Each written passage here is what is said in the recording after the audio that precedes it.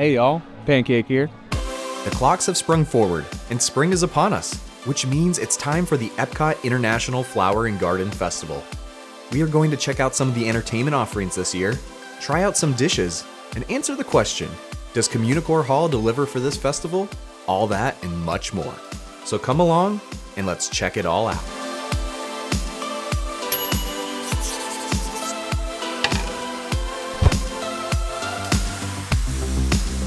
Alright, here we go. Walking into Butterfly Landing. Again, this one's like always a favorite of mine. Very peaceful, tranquil. And they have some really nice garden setups in here too, of course, because it's flower and garden. And the nice thing is, butterflies can pollinate the different flowers. So over here you can see some chrysalis. Some of them already hatched and some of them are in the process of it, but it's neat. They have a couple of these boxes throughout the garden here. And it's just, life is pretty crazy. You know how they go through that metamorphosis and, go from a caterpillar to a butterfly. And then when they come out of it, they get to explore this garden and there is lots of flowers for them to enjoy. There are tons of them going, and as the festival keeps going though, more and more will again hatch out of their cocoon and be able to explore the garden. I always remember towards the end it does get a lot more populated with the butterflies, but there are quite a few out today. And here's one over here on this branch. Oh, this is interesting. This one has a sticker on it. I wonder why. Is there a thing such as butterfly tagging? Can they tag butterflies? Maybe. Almost like birds. Someone let me know in the comments. Is butterfly tagging a thing? I'm sure there's got to be someone that knows about it. I will say it is very, very warm in here. It basically acts as like a greenhouse, how they have this netting up to keep all the butterflies in. But I am schwitzing hardcore. Everyone always tries to get a butterfly to land on them. And if you're still enough, sometimes they will. But there's been a couple kids I've seen that do it and they freak out, but then they get excited. So it's just a neat little exhibit here for Flower and Garden Festival, and very peaceful. Well, here we go, y'all, into Communicore Hall for the first time.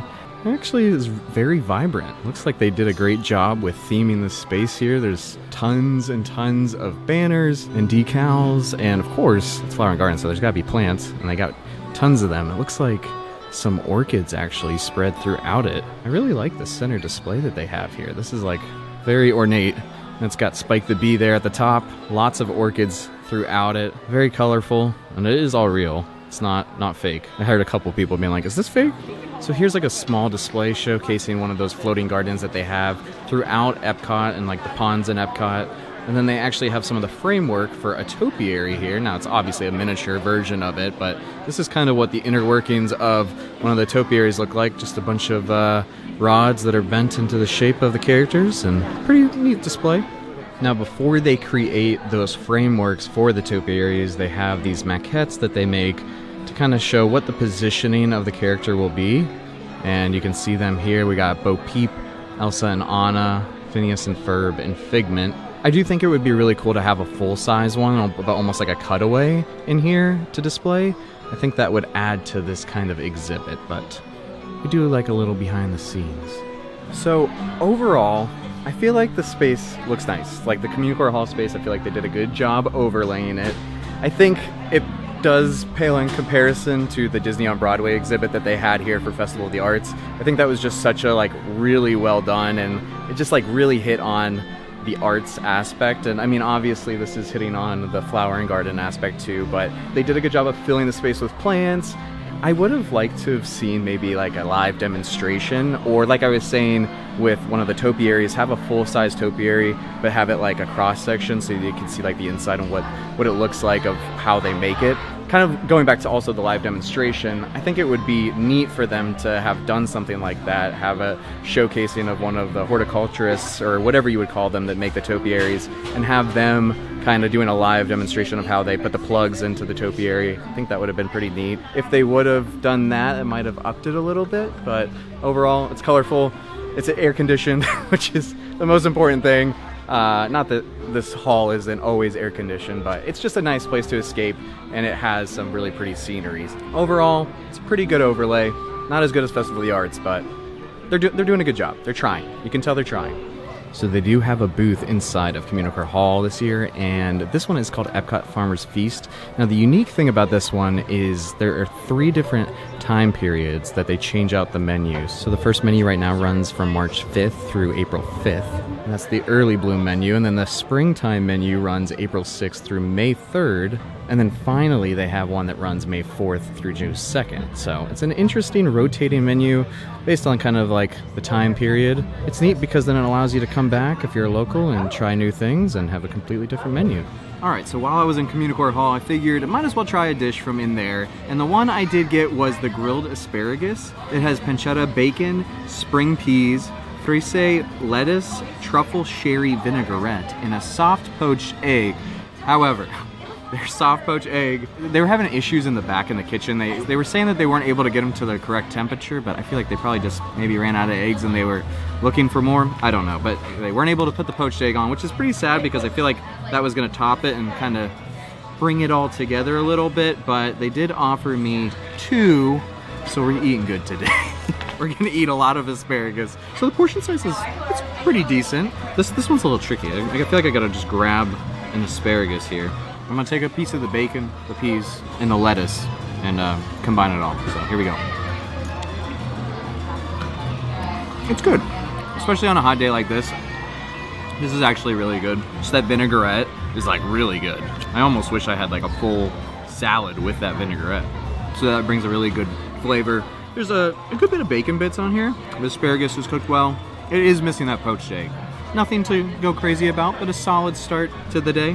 So the one thing I will say about this dish is it is coming straight from the garden. We got the asparagus, we got the lettuce, so I feel like it's a more authentic dish. Some of them you're like, is this really related to Flower and Garden, or did you just come up with it just to have a dish? They tried to tie it into everything, but this one makes sense, I talked about it earlier, but it is neat that they offered 3 different menus throughout the course of the festival. It would be a neat thing for them to do that with a couple other booths. I can see it being a lot of work, but it'd be a way for people, especially locals, to come back and try new things and keep them entertained.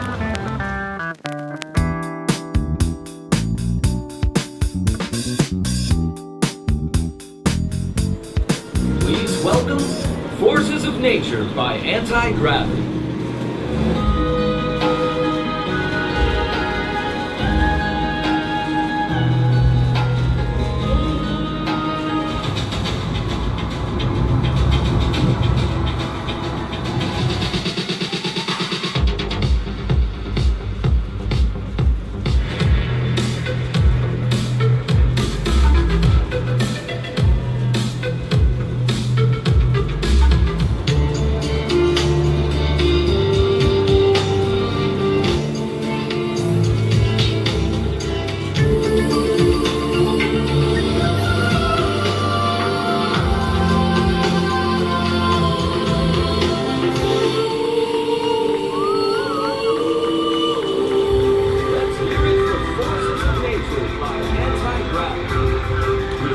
So that was a nice little surprise. I was just walking through World Celebration and they had made an announcement that they're coming out. It's Forces of Nature by Anti-Gravity. I guess Anti-Gravity is the group, but an acrobatic group, and they're doing it to music, and it was a really neat show. They do that I think probably a couple times throughout the day. It's neat that they have even performances here at Flower and Garden, but it was a really great group. So yeah, if you're in World Celebration, you might catch them. Something I always like to stop in and see during Flower and Garden Festival is at the Mexico Pavilion. If you go up the handicap accessible ramp area, they have all these orchids planted within the trees. And it is just so beautiful, especially if you come at a time when the sun is kind of peeking through the trees here. It really just highlights these orchids really beautifully. And it is just a very peaceful spot to walk up, kind of get away from the hustle and bustle of Epcot and just enjoy a really beautiful garden of orchids. All right, y'all, it's time to cool off a little bit. So I got me a nice sweet cold treat from the Swirled Showcase. This is the Liquid Nitro Honey Mascarpone Cheesecake with fresh honey, granulated honey, and honey mead blueberry compote. So I'm really excited for this one just because it is, can you tell? Can you see the beads of sweat pouring down my forehead? It's hot.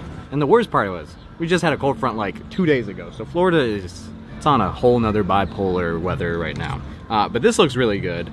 Again, it's liquid nitrogen. It's melted just a little bit since it I had to film a couple B-roll shots that you probably just saw, but it looks really good. There's a honey drizzle over it. There's that compote there, and there's little crumbs of cheesecake spread throughout it. Dig in, get a little bit of the ice cream, get a little bit of the blueberry. Here we go. That's actually really good.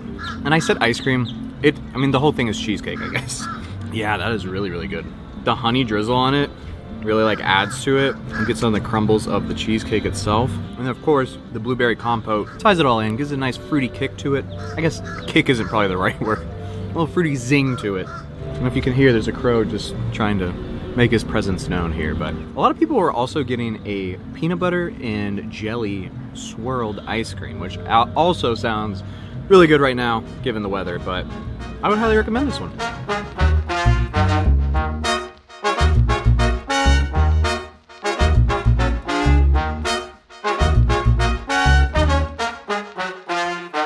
Alright, you know what time it is. It's merch time. Wouldn't be a festival without checking out the merch. And they have a lot of Orange Bird merch this year, as I can see right when I walk in. So we have a really cute Orange Bird shirt when you walk in. It's actually even got a patch on it, so this is a really nice shirt. And the patch is talking about celebrating 30 years because this is the 30th anniversary of the Flower and Garden Festival here at Epcot. And then they have a Corksicle bottle here that also is branding that 30 years of Flower and Garden Festival. Another Orange Bird mug. They have another shirt, but this one actually doesn't have a patch. And oh man, this hat, I think this is going to be a hot seller this year. This is actually really, really nice. Peeling happy. I love a good pun. We got a Spirit jersey here. Looks like the back. On the front, the 30th badge. We got a trash can here that's like a salt and pepper shaker with the Orange Bird on it. It's really cute. And then, of course, some ears here with the Orange Bird. Similar to Festival of the Arts, how they had a lug crossbody bag, they also have one for Flower and Garden here with the Orange Bird. It is all Orange Bird. Just like Festival of the Arts is like all Figment, this one is all Orange Bird. They got a hat here. Another shirt with the embroidered International Flower and Garden Festival logo. Really nice Dooney and Burke bag here that says Think Orange on it. There's also a smaller Dooney and Burke one as well. And then an even smaller Dooney and Burke. You got 3 options. Let's pick your style. And they also have a backpack, and I actually really like the material they used on it. It's kind of like a more canvas material, but I like the 3 different tones, and then like the patches on it. And it's not just graphics of patches, it's like, well, I guess the middle is like more of a vinyl, but the around it is embroidered. Very, very cute. I think they did a really great job with that backpack. Now I like this because it directly relates to Flower and Garden. It's a little watering pail, the Orange Bird on it. Now, if you're not into all the orange colored merchandise, they do have one shirt that is not orange, but you have to be a pass holder. But I actually really like this. It's pretty subtle, and it really is like the only one item that is. It's the color orange. So you better like orange if you're going to get anything else. In addition to the pass holder shirt, they also have a pass holder mug as well. But I really like the Mickey on that shirt, like that just simple green with the red shorts. And this one was hiding from me. It's another hat that's pass holder exclusive, and I really wish that they wouldn't have made these pass holder exclusive items. It's really cute. It's raised up. It's kind of got the threads poking up with a Mickey topiary. Really, really like that design. I thought I had seen it all, but actually there's even a lot more here. They have another lug bag that is Spike the Bee, and then they also have another trash can with Spike the Bee, a honey pot, and then they even have an Alice in Wonderland collection too for Flower and Garden. This is really cute. These are like coasters, I guess, and then some Alice cups here as well. Dang, look at this really colorful Alice jacket here too. This is neat. I don't think I've ever seen them do anything with Alice for Flower and Garden unless I'm just like not remembering correctly, but they have quite a bit of stuff. They have some ears here as well. But there you go. There's some of the merchandise for this year's Flower and Garden Festival. A lot of options this year.